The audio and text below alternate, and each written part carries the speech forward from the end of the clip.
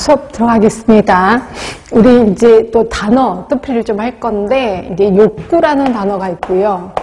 영어로는 want to. 그 다음에 요구라는 단어가 있어요. need.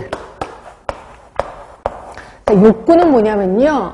나 치료하고 싶다. 나 감기 걸렸는데 감기약 먹고 싶다. 근데 말 그대로 일반 소비자가 느끼는 필요성을 욕구라고 표현해요. 그런데 비해서 요구는 의료인이 당신 치료하셔야 됩니다. 라고 얘기하는 거야. 그러니까 의료인이 인지한 필요를 우리는 요구라고 표현해요. 그래서 대부분의 욕구하고 요구는 거의 비슷해요. 그래서 그림으로 그린다면 이렇게 표현할 수가 있어요. 이렇게. 거의 비슷해요. 그죠? 요게 이제 욕구, want to. 그 다음에 요게 need. 거의 비슷한데 약간씩 다르다는 거죠. 약간씩 좀 차이가 있다는 거죠. 그래서 보시면 이 원투의 대표적인 게 감기입니다. 감기약. 우리나라 의사들은 감기 달라고 하면 감기약도 엄청 많이 주니까 상관이 없는데 그거는 예외인데 서양 특히 영국 같은 경우는 감기 때문에 증상을 이렇게 얘기를 하잖아요. 그러면 나가서 사과 2알 사 먹으세요. 귤 드세요. 이렇게 얘기를 해요. 약 안 줍니다. 그렇죠? 하여튼 요것들이 이제 원투. 이제 환자는 요구하는데 의사들은 필요가 없습니다. 이렇게 얘기를 하는 거군요. 반면에 니드는 의사는 반드시 필요합니다. 근데 우리는 굳이 할 필요가 있을까라고 하는 게 이제 예방접종이에요. 이것도 역시 한국은 예외입니다. 한국은 예방접종의 필요성이 엄청 얘기하니까 의사들도 예방접종 하라고 얘기하는데 외국 같은 경우는 예방접종을 굳이 할 필요가 예방접종을 대부분 외국 사람들은 굳이 예방접종 할 필요 있어? 그냥 나만 조심하면 되지 이렇게 얘기를 하고 있고 의사들 예방접종 하셔야 됩니다 이렇게 얘기를 하고 있거든요. 결국 의사들이 요구하는 건 예방접종 니드. 근데 우리는 굳이 할 필요가 있을까? 이렇게 생각을 한다는 거죠.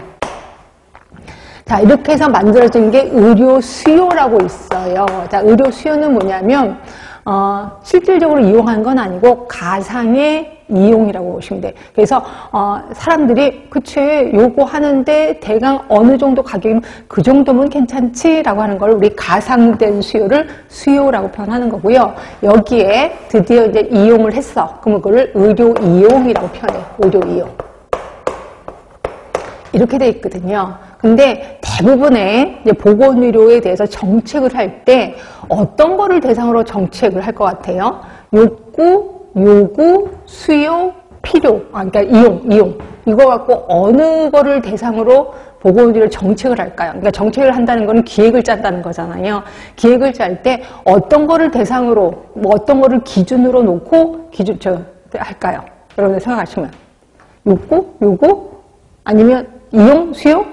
네, 맞아요. 여기서는 수요를 갖고 이거 갖고 정책 기획을 짜고 있습니다. 그러니까 욕구만 갖고도 하지는 않고 요구만 갖고도 하지 않고 수요를 갖고 기획을 짠다라고 보시면 돼요. 결국 수요에 대해서 조금 더 깊게 들어갈 작정입니다. 우리가 이제부터는. 자, 일단 여기까지 줄줄 볼게요.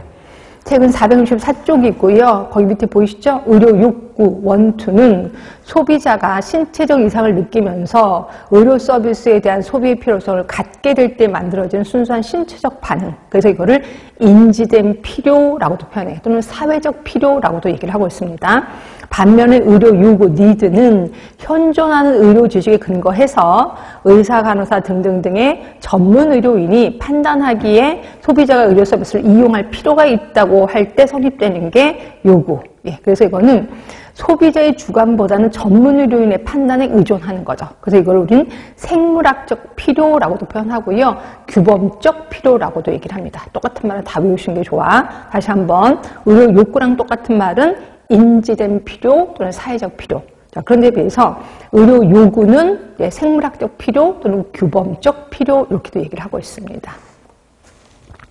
자, 옆에 가시면 이런 욕구와 요구의 간의 관계를 보시면 기억번 대부분의 경우 얘네들은 일치를 한다. 근데 그렇지 않은 경우도 발생한다는 거죠. 그래서 예방접종 같은 예방보건 서비스는 요구되지만 욕구는 되지 않고요. 반대로 일반 감기치료는 욕구는 있지만 요구되지는 않기 때문이다 라고 얘기를 했고, 이러한 의료 욕구와 요구의 차이점은 정보의 비대칭 또는 외부 효과, 개인 간의 가치, 민감도 차이 때문에 차이가 일어난다. 저는 여기 한번 시험 문제 나와야 되는데 아직까지 안 나오고 있습니다. 하여튼 좋고.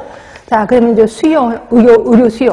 자, 소비자들이 특정 가격 수준에서 구입하고자 하는 보건의료 서비스의 양을 의료 수요라고 표현하는 거고요. 이런 의료 수요는 가상된 수요, 실제적인 건 아니에요.